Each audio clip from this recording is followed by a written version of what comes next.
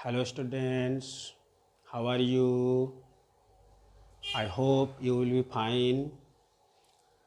आज का क्लास आज का न्यू क्लास भर्ब। आज हम लोग भर्ब के बारे में बताएंगे कि भर्ब जिसको हिंदी में हम लोग क्रिया कहते हैं, क्रिया का अर्थ काम होता है।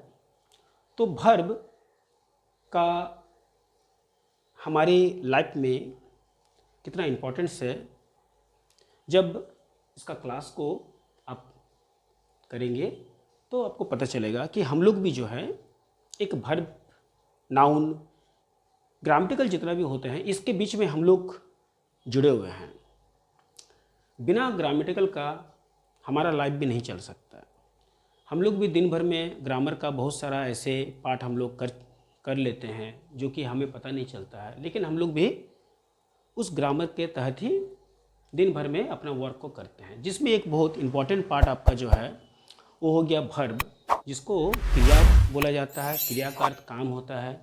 तो दिन भर में जो भी काम हम लोग करते हैं, जैसे खाना, पीना, सोना, देखना, सुनना, चलना, इस तरह के जितने भी हैं ये टोटल भर्ब कहलाते हैं।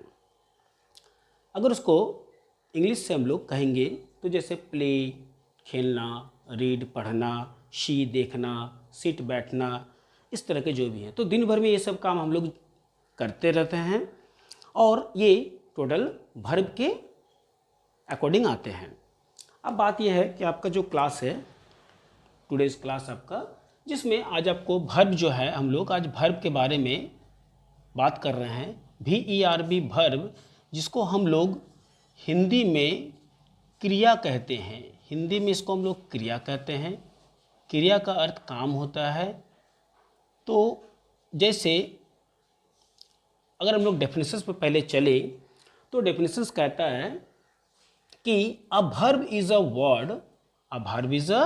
Word which shows an action or state or positions of a things। मतलब क्या है कि भर्ब उस शब्द को कहा जाता है या तो कहते हैं जिसमें किसी कार्य को करने अथवा किसी वस्तु का दशा या स्वामित्व का बोध हो। इसका अर्थ क्या हुआ कि किसी कार्य को करने, माने जब कोई काम हम लोग करते हैं और वो काम जब हमें दिखता है साथ में, अथवा किसी वस्तु की दशा, उसका पोजिशंस, अगर वस्तु का पोजीशंस बोला जाएगा वो भी भर्ब के अकॉर्डिंग आते हैं। तो दशा या स्वामित्व का बोध हो तो वो भर्ब कहलाते हैं। अब यहाँ पर जैसे हम लोग जैसे हम लोग फिर से रिपीट करते हैं कि verb is a word which shows, मतलब भर्ब एक ऐसा शब्द है, शोज, जो दिखता है, ठीक है, दिखाता है। एन एक्शन, एक्शन का मतलब क्या हो गया आपके यहाँ पर, जो मैंने अभी बोला, कार्य को करने, एक्शन, और स्टेट और पोजीशंस, दशा और स्वामित्व। अब हम लोग नेक्स्ट चलते हैं। जैसे अगर हम लोग बात करते हैं कि भर्ब के अकॉर्डिंग वर्ड क्या आते हैं, तो भर्ब के अकॉर्डिंग वर्ड हम लोग अगर लेंगे तो जो अभी मैंने बताया दिन भर का जो काम है उसी को हम लोग भर्ब कहते हैं। जैसे देखिए, सिंग, सिंग मीन्स गाना, सिंग मीन्स गाना, ये मेरा भर्ब है। डांस, DANCE डांस, नाचना। DRINK ड्रिंक, पीना। RUN रन, दौड़ना। OPEN ओपन, खोलना। GO गो, जाना। READ रीड, पढ़ना। WLK वॉक, टहलना। JUMP जंप, कूदना। SPAK स्पीक, बोलना। इसके बाद भी और भी बहुत सारे भर्ब आते हैं, many kinds of verb here, but we show some verbs here. तो ये कुछ जो भर्ब्स हैं जिससे आपको ये पता चल जाएगा, इतना पढ़ने से आपको एक ये मालूम चल जाएगा कि भर्ब के अकॉर्डिंग आते क्या क्या हैं। इसके बाद भी और बहुत सारे एग्जांपल्स भर्ब के हैं। नेक्स्ट फिर क्लास चलेगा तो आपको फिर और इसको भर्ब को आगे बढ़ाने की कोशिश करेंगे। तो फिलहाल के लिए जैसे, तो ये सब दिन भर में ये सब काम को हम लोग करते रहते हैं जो कि भर्ब के अकॉर्डिंग आते हैं। इसके बाद अगर बात करते हैं कि भर्ब जो हैं वो एक ऐसे वर्ड हैं जिससे हम लोग किसी सेंटेंस को अगर हम लोग बनाने का ट्राई करेंगे तो सेंटेंस बिना भर्ब का अधूरा माना जाता है, वो सेंटेंस रॉन्ग हो जाता है। बिना भर्ब का कोई भी सेंटेंस बन नहीं सकता। अगर हम लोग देखिए यहाँ पर जैसे बता रहे हैं, अभी मैंने लिखा है कि we can not make sentence without verbs, we can not make sentence without verb. मतलब क्या होता है कि हम लोग जो हैं वर्ब के बिना किसी भी सेंटेंस को नहीं बना सकते। एग्जाम्पल का जैसे बात करते हैं, जैसे सी ब्यूटीफुल, अगर सी ब्यूटीफुल बोलेंगे तो क्या ये सेंटेंस सही होगा? नहीं होगा। ये सेंटेंस सही कैसे नहीं होगा? क्योंकि इसमें वर्ब कहीं पर है ही नहीं। जब वर्ब है ही नहीं तो वो अपना एक्शंस जो है वो दिखा पाएगा नहीं। तो जिस कारण से इसको हम लोग क्या कहेंगे? अधूरा सेंटेंस मानेंगे, इनकम्प्लीट। हम लोग उसकी जगह में क्या लिखेंगे?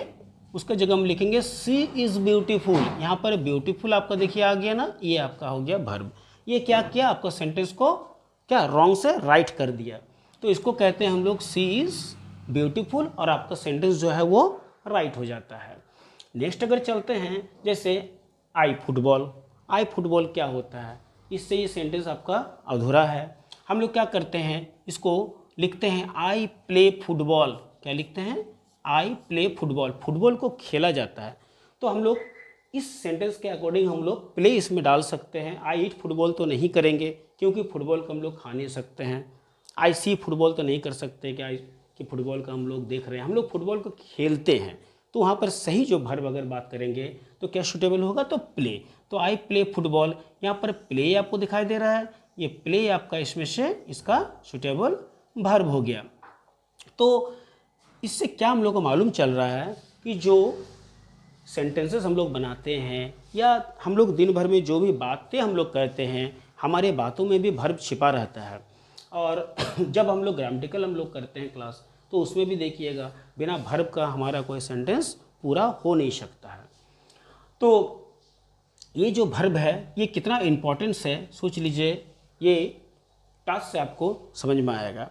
और एक बात और है, जैसे आप इस क्लास को कर रहे हैं, इसके बाद जब वर्ब आप दिन भर में जो भी हम लोग स्टेटमेंट अपना दिन भर में देते हैं, जो भी हम लोग बातचीत करते हैं, टॉकिंग करते हैं, उसमें आप ये ज़रूर पता करिए कि हम लोग इस जगह में वर्ब कहाँ कहाँ हम लोग बोल रहे हैं, वर्ब का वर्ड हम लोग कहाँ कहाँ यूज़ कर रहे हैं। तो ये बहुत ज़्यादा ज़रूरी है। इससे क्या होगा कि धीरे धीरे आपका एक ग्रामेटिकल जो है वो मेंटली आपका दिमाग में जो पूरी तरह से बैठ जाएगा। तो इसके पहले जैसे नाउन्स का क्लास हुआ, जेंडर वगैरह, तो सब चीज़ हम लोग से जुड़े हुए हैं। नाउन में भी हम लोग ये पता कर सकते हैं कि नाउन जो है हम लोग दिन भर में जो सामान हम लोग अपने आप देखते हैं, हम लोग खुद को भी देखते हैं, टोटल हम लोग अपने आप को नाउन कहते हैं। तो हम लोग अगर चाहेंगे तो चलते फिरते ही हम लोग जो हैं अपना ग्रामर क्लास को पूरा कर सकते हैं। बस थोड़ी सी जानकारी की ज़रूरत है। तो यहाँ पर वर्ब जो है, फिर मैं एक बार फिर से रिपीट कर दे रहा हूँ। स्टूडेंट्स आप लोग भी इसको रिपीट ज़रूर करें, और एक दो बार अगर इसको रिपीट किया जाए तो आपको मेंटली ये पूरी अच्छी तरह से ये सेट हो जाएगा। क्या हम बोल रहे हैं? देखिए फिर से हम यहाँ पर वर्ड को रिपीट कर रहे हैं, सेंटेंस को देखिए। A verb is a word which shows an action और स्टेट और positions of a things. Things मतलब वस्तु, वस्तु का पोजिशन, स्थिति को वो दिखाता है। जैसे यहाँ पर देखिए क्या, वस्तु की दशा और स्वामित्व। वर्ब उस शब्द को कहते हैं, आप इंग्लिश के बाद हिंदी को भी समझ सकते हैं, हिंदी भी मैंने लिख दिया है कि वर्ब उस शब्द को कहते हैं जिसमें किसी कार्य को करने अथवा किसी वस्तु की दशा या स्वामित्व का बोध हो। एग्जाम्पल मैंने बता दिया, इस एग्जाम्पल को आप 2-3 बार रिपीट कर सकते हैं। और सेंटेंस कैसे पूरा होता है ये भी आपको बताया गया कि बिना वर्ब का कोई सेंटेंस पूरा नहीं हो सकता है। किस तरह से उसमें हम लोग अपने सेंटेंस को पूरा करने के लिए वर्ब को हम लोग उसमें शूट करते हैं। तो ये जो चीज़ को आप देख रहे हैं टोटल एक आपका वर्ब का फंक्शंस है, बढ़िया से इसको समझें और स्टडी करें। तो आज भर के लिए ये आपका वर्ब का क्लास है, नेक्स्ट पार्ट फिर आपका चलेगा, इसके लिए वेट करें। Be careful and bye.